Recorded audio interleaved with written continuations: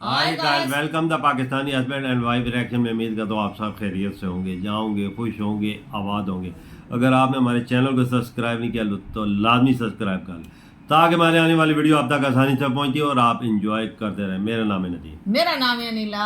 यार वीडियो है, आपको तो पता ही है कि जो मोदी जी यूक्रेन गए हुए थे। बिल्कुल गए हुए थे, अभी तो वापस भी आ गए। अच्छा, वापस आ गए। हाँ, जब यूक्रेन में थे तो उन्होंने जो चीज़ उधर की है वो पूरी अच्छा। दुनिया ने देखी है। बिल्कुल जंग रुकवाई है और जंग रुकी है। बिल्कुल दुनिया ने देखा है बिल्कुल जी, कि मोदी जी ने सब कुछ काम किया है बिल्कुल और दुनिया बोलने पे मजबूर हो गई है कि वाकई मोदी जी वर्ल्ड लीडर है। बिल्कुल जी, ये तारीफ के काबिल हैं। बिल्कुल, ये चीज़ है ना। देखते हैं और वीडियो वॉच करते हैं, काउंटडाउन करते हैं, 1 2 3 स्टार्ट। भारत और रूस की दोस्ती अब केवल कूटनीति की सीमाओं में नहीं बंधी है। ये रिश्ता अब दोस्ती से बढ़कर भाईचारे में बदल चुका है। ये बात तो जब है। यूएसए ये और बात चीन है। अपने खेल में लगे हुए थे, प्रधानमंत्री मोदी ने यूक्रेन की धरती पर कदम रखा।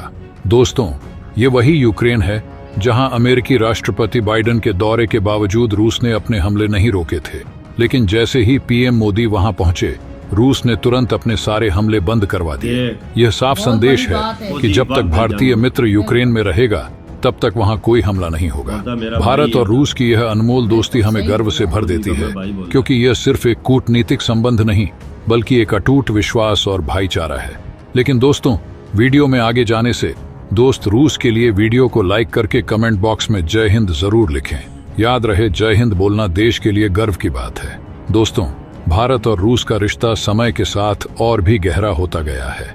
यह केवल कूटनीतिक साझेदारी नहीं बल्कि एक भाईचारे में तब्दील हो चुका है।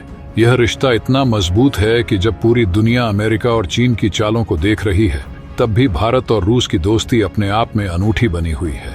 प्रधानमंत्री नरेंद्र मोदी की हालिया यूक्रेन यात्रा ने दुनिया को हैरान कर दिया है। इस यात्रा के प्रभाव ने न केवल वैश्विक राजनीति में हलचल मचा दी, बल्कि इसने भारत और रूस के बीच के गहरे रिश्ते को भी उजागर किया।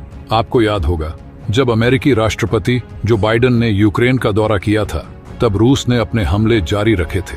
रूस ने बाइडेन की यात्रा के दौरान किसी भी प्रकार की सैन्य गतिविधियों को रोकने की परवाह नहीं की थी। लेकिन जैसे ही पीएम मोदी ने यूक्रेन की धरती पर कदम रखा, रूस ने तुरंत अपने सारे हमले रोक दिए। यह कदम न केवल भारत और रूस के रिश्ते की मजबूती को दर्शाता है, बल्कि यह भी दिखाता है कि पुतिन के लिए भारत की मित्रता कितनी महत्वपूर्ण है। जब तक भारत का मित्र यूक्रेन में है, तब तक कोई हमला नहीं होगा।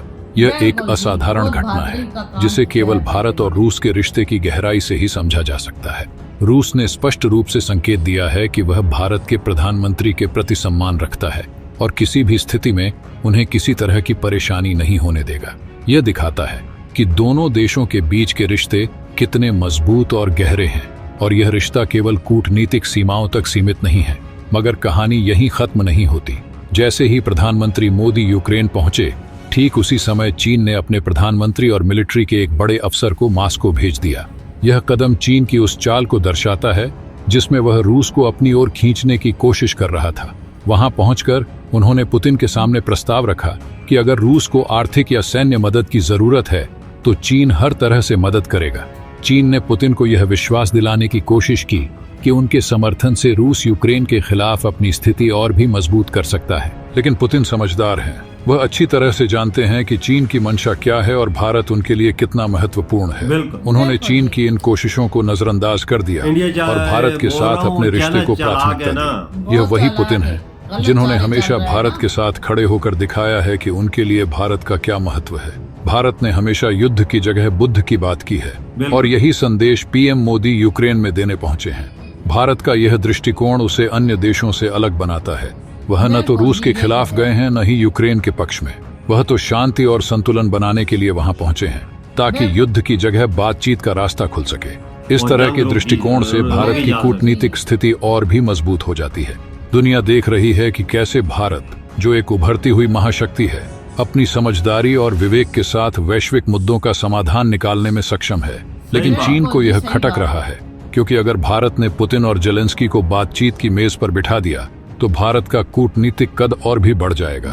चीन नहीं चाहता कि भारत वैश्विक मंच पर इतनी मजबूत स्थिति में उभरे और यही कारण है कि वह रूस को अपनी तरफ खींचने की कोशिश कर रहा है। पुतिन ने हमेशा भारत का साथ दिया है और इसी वजह से भारत और रूस का रिश्ता दोस्ती से भी ऊपर उठ चुका है।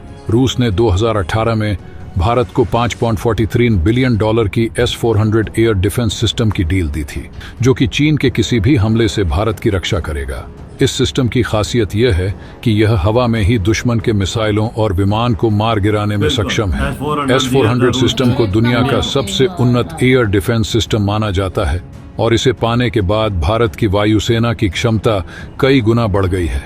चीन ने जब इस सिस्टम की डील के बारे में सुना तो उसे बहुत बड़ा झटका लगा, क्योंकि वह जानता था कि यह सिस्टम भारत की रक्षा को और भी मजबूत बना देगा। यही वजह है कि चीन को मिर्ची लगती है जब भारत रूस के साथ खड़ा होता है। लेकिन पुतिन का भरोसा भारत पर अटूट है। उन्होंने न तो कोई डील कैंसिल की, न ही भारत के साथ अपने रिश्तों में कोई कमी आने दी। रूस और भारत की साझेदारी का एक और मजबूत उदाहरण है ब्रह्मोस मिसाइल, जिसे दोनों देशों ने मिलकर बनाया है। यह मिसाइल दुनिया की सबसे तेज सुपरसोनिक क्रूज मिसाइलों में से एक है। इसकी गति इतनी तेज है कि इसे रडार से पकड़ पाना बहुत मुश्किल है और इंटरसेप्ट करना लगभग नामुमकिन। ब्रह्मोस मिसाइल की यह क्षमता उसे एक अजेय हथियार बनाती है, जो भारत के दुश्मनों के लिए हमेशा एक खतरा बना रहेगा। यह मिसाइल न केवल दुश्मनों के ठिकानों पर सटीक निशाना लगाने में सक्षम है, बल्कि यह समुद्री और जमीनी दोनों लक्ष्यों को भी आसानी से नष्ट कर सकती है। इस मिसाइल की तकनीक और इसकी विकास प्रक्रिया में रूस का महत्वपूर्ण योगदान रहा है। इसके अलावा INS विक्रमादित्य, जो कि हमारा एयरक्राफ्ट कैरियर है, वह भी रूस के साथ की गई एक महत्वपूर्ण डील का हिस्सा है। यह एयरक्राफ्ट कैरियर भारतीय नौसेना की रीढ़ माना जाता है और इसकी ताकत को और भी बढ़ाने के लिए रूस ने इसमें अत्याधुनिक तकनीक का इस्तेमाल किया है। INS विक्रमादित्य के साथ भारतीय नौसेना अब भारतीय महासागर क्षेत्र में अपनी उपस्थिति को और भी मजबूत कर सकती है। यह न केवल हमारे देश की समुद्री सीमाओं की रक्षा करने में सक्षम है, बल्कि यह हमारे दुश्मनों को एक सशक्त संदेश भी देता है कि भारत किसी भी चुनौती का सामना करने के लिए तैयार है।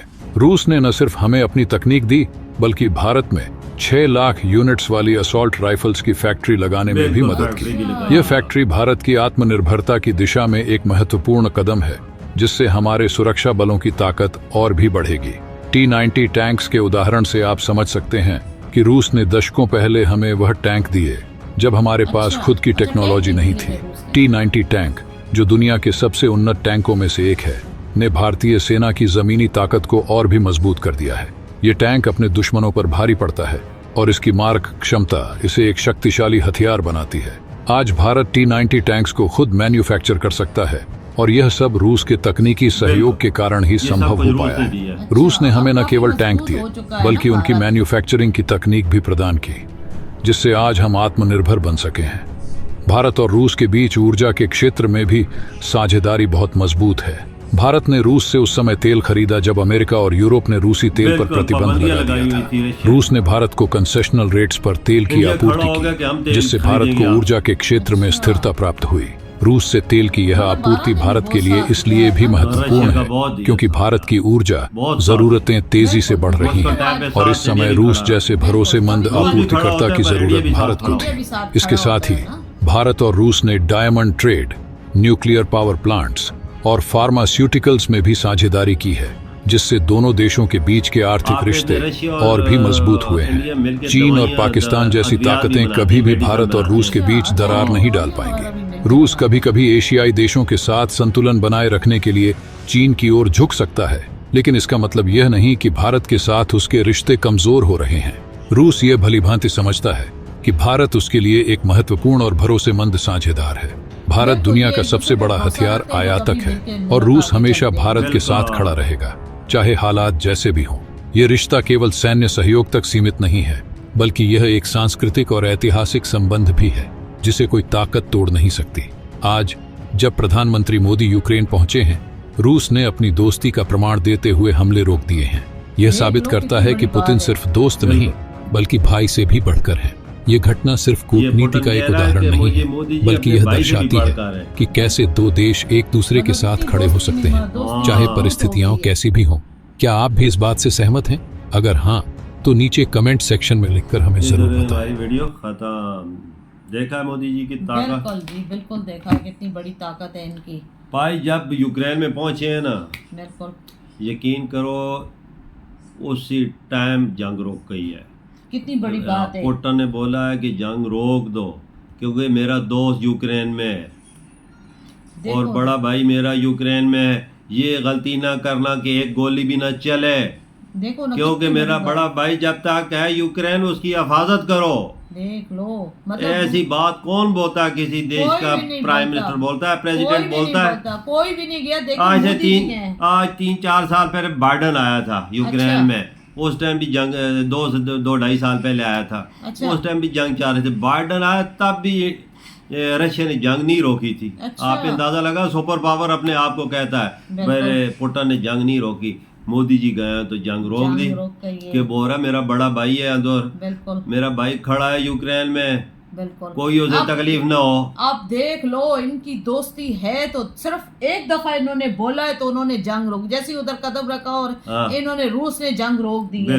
बिल्कुल इनकी मानते हैं ना, देखो उसको भाई भाई बोलते हैं, अगर भाई ना होता तो ये कैसे मतलब ये रोकते। बिल्कुल रशिया और इंडिया की दोस्ती ऐसी है ना, देखा जाए तो एक समुंदर जैसी है। अच्छा, दुनिया की हर चीज रशिया ने दी है। अच्छा, ये आप अंदाजा लगाएं, टैंक दिए हैं, अच्छा, जहाज दिए हैं, S-400 दिया, डिफेंस सिस्टम इंडिया का मजबूत तरीन, चाइना को काउंटर करने के लिए।